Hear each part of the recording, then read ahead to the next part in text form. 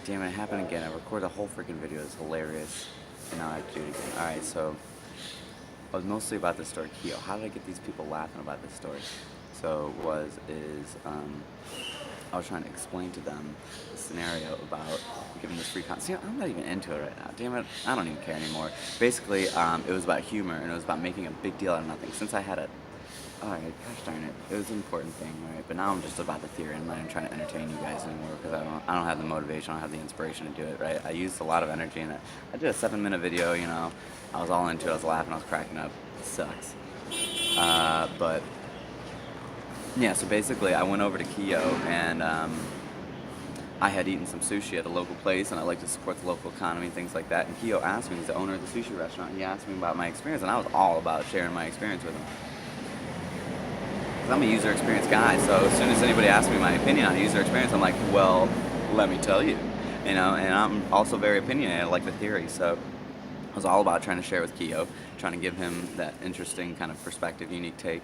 And so I started sharing, and he was super into it. Went into it like 20 minutes, and I was so excited that he was so excited that I went home and made a whole presentation for him, right? And then I was trying to plot to see how can I get Keo to listen to this presentation and accept this free consultation I'm trying to give him. And I try to plot deviously to try to ensure that Keo is going to listen to this free consultation. So I keep on telling these guys this, and I keep on pushing it, right? And they're listening to me like, Nick, why are you trying to work so hard for free for this guy? And I'm like, no, I'm inspired, right? I'm motivated. I want to do this, right? I want to help Keo, and it's about the theory, so of course I want to help Keo. And so I go home, build up this presentation, I go back and I give it to him, and then I tell Shatiba, right? And Shatiba's from the market, and they're like, who's Shatiba? But I don't go into it. I just act like, of course I'm talking to Shatiba about Keo because I have a problem on my hands. How am I going to convince Keo to take this free consultation, right?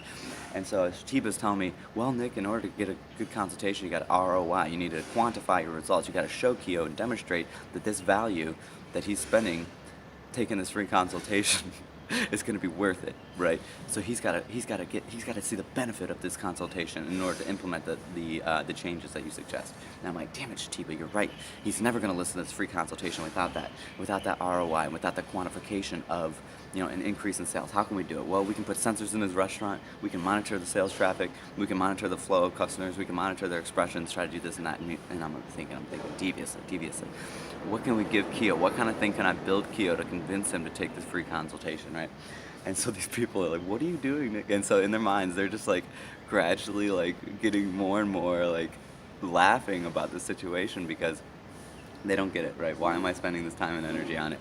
But to me, this is the problem, right? I've already got a problem and now I'm just solving it. It doesn't matter if I'm doing free work or not. This is it. Like, I want Keo to listen to these series because it will literally make him like $50,000 more a year. And that's important to me because if I see I have a surplus and he has a deficit, right? This is the emergent marketplace. And I'm trying to build out the concept of the emergent marketplace and explore it, right? So this is super important to me, like critical, top of my list type importance here.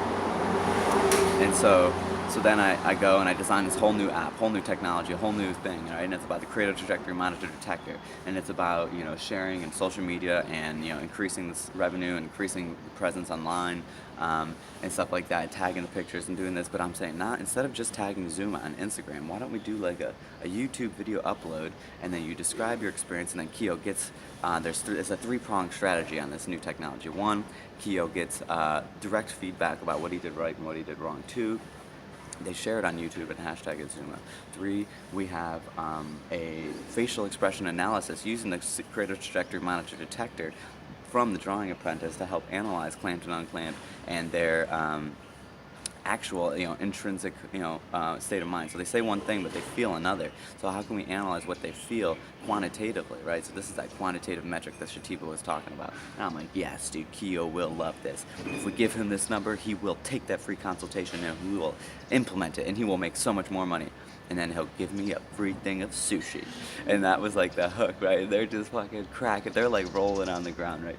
And so I'm cracking up. My stomach is hurting because I'm laughing so hard. They're like, what is the Creative Trajectory Monitor Detector, Dick? Did you just make that up? And I'm like, no, dude, it's so real. And I'm like, this is the creative trajectory. It flows through time. It's how you're thinking. It does, and this is the Creative Trajectory Monitor. This is the thing that changes how you're flowing through time. And then this is the Creative Trajectory Monitor Detector, the thing that's, recording how the changes over time and then trying to abstract a model of the Creative Trajectory Monitor.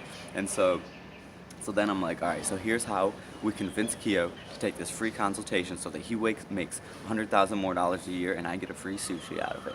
All right, so we solve creative AI. We create the creative trajectory monitor detector. We implement it in a new app. We create a whole new software platform for all businesses everywhere to increase their revenue and to track their customer satisfaction, customer experience satisfaction. Then we go to Keo and we show him the new technology we built him, and we implement it for him, and then we show him the results, and then we profit by getting the sushi for free.